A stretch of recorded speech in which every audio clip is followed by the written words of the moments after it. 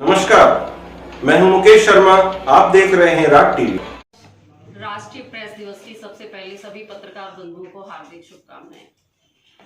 कल बहरोड विधायक बलजीत यादव जी ने हमारे अलवर के सांसद महंत बालकनाथ जी के लिए जो व्यक्तिगत टीका टिप्पणी की है, मैं उसकी कड़े शब्दों में निंदा करती हूँ।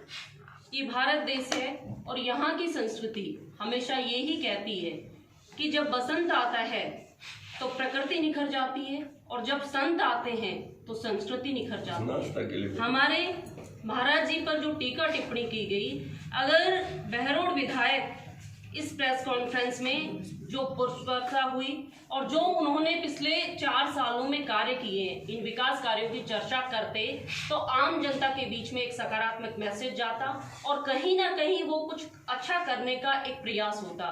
लेकिन हमेशा हर बार जिस तरह से उन्होंने जिन शब्दों और जिन भाषाओं का प्रयोग किया है, ये राठ की जनता है, सब देख रही है। आप सब ने देखा है कि जब चुनाव उन्होंने जीता था तो वो विधानसभा में ट्रैक्टर में बैठकर गए थे। उन्होंने कहा था कि मैं किसान पुत्र हूं और आज बिना किसी अचीवमेंट के, बिना किसी बड़ी उपलब्धि के यहाँ पुष्प वर्षा हो रही है। ऐसा कौन सा अचीवमेंट था कि जिसको लेकर इस क्षेत्र में पुष्प वर्षा हुई?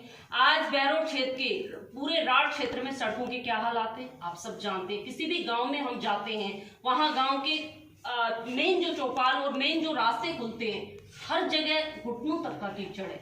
आप कहीं भी बाहर निकलिए, अगर विकास की बात करें, शिक्षा के क्षेत्र की हम बात करें कि जिन स्कूलों को मर्ज किया गया है, क्या कभी उन्होंने आंकड़े इकट्ठे किए कि एक स्कूल में जहां 10 बच्चे हैं वहां 12 टीचर पढ़ा रहे हैं और एक स्कूल में जहां 200 बच्चे हैं वहां 2 टीचर हैं। अगर वो शिक्षा में कुछ करना चाहते थे तो इस तरह का एक आंकड़ा इकट्ठा करके सरकार के पास रखते, इस क्षेत्र को लाभ मिलता।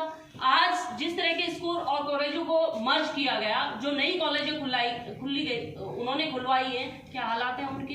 हर जगह कॉलेजें रेवड़ी के जैसे बांट दी गई, ना कहीं बिल्डिंग है, ना कहीं व्यवस्था है, ना कहीं बेटियों के पढ़ाने के लिए, बैठने के लिए कहीं टीचर है, ना टॉयलेट की फैसिलिटी है। ये शिक्षा के क्षेत्र में उनका काम है।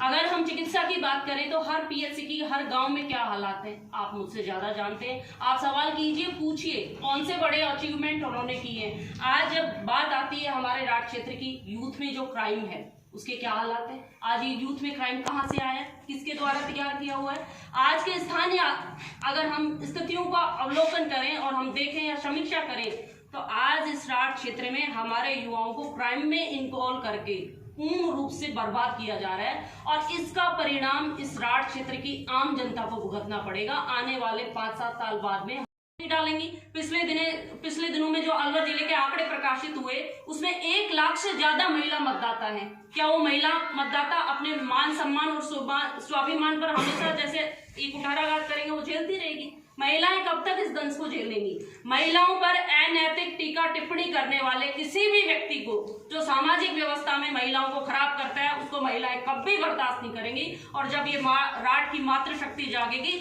उस दिन इसके परिणाम इन जनप्रतिनिधियों को भुगतने भी पड़ेंगे। आज बहुत सारी ऐसी बातें हैं, बहुत सारी ऐसी समस्याएं भाई साहब बलवान जी ने और रोहतास जी भाई साहब ने आपके सामने रखे। हमने कहीं नहीं देखा कि पिछले 4 साल में ऐसे कोई मुद्दे या ऐसी कोई उपलब्धियां रही हो कि हमारे राठ ने गौरव महसूस किया हो। आज एक भैंस की बात आती है, भैंस मर गई। अरे ये हमारी ग्रामीण अर्थव्यवस्था कृषि और पशुपालन पर निर्भर करती है। उस व्यक्ति से पूछ के देखिए कि उसकी भैंस, पाड़ी या छोटा सा जानवर जीव भी जब वो जाता है तो क्या दर्द, क्या दंश वो झेलता है। हम कैसे बर्दाश्त करेंगे इन चीजों को?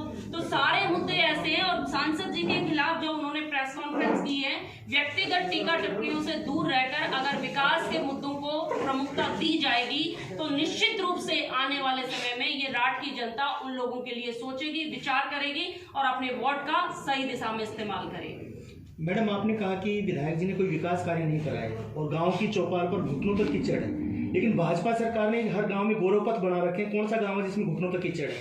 आप ये बताइए। मैं परसों 3 दिन पहले गुगड़िया गांव में थी, वहां घुटनों तक कीचड़ था। आप पहाड़ी की तरफ चले जाइए, आप गुजरवास में चले जाइए, आप मांडड़ में चले जाइए, आप कुंड रोड की हालत देख लीजिए, आप उटौड़ी में चले जाइए। गांव की चौपालों से जब आप गांव के रास्ते में निकलेंगे ना, हर गांव में, मैं चैलेंज के साथ आपको कहती हूँ, हर गांव में घुटने तक का कीचड़ मिलेगा।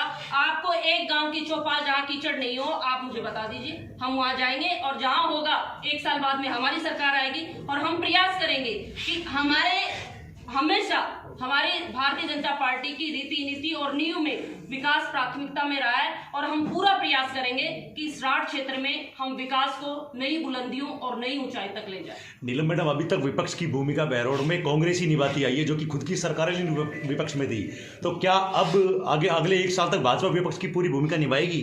निश्चित रूप से कांग्रेस सत्ता में है और भाजपा विपक्ष में है। हम निश्चित रूप से भारतीय जनता पार्टी का प्रत्येक कार्यकर्ता जहां बोलने की हमें जरूरत पड़ेगी, जहां मुद्दे उठाने की बात पड़ेगी, हम विपक्ष में मजबूती के साथ अपनी भूमिका निभाएंगे।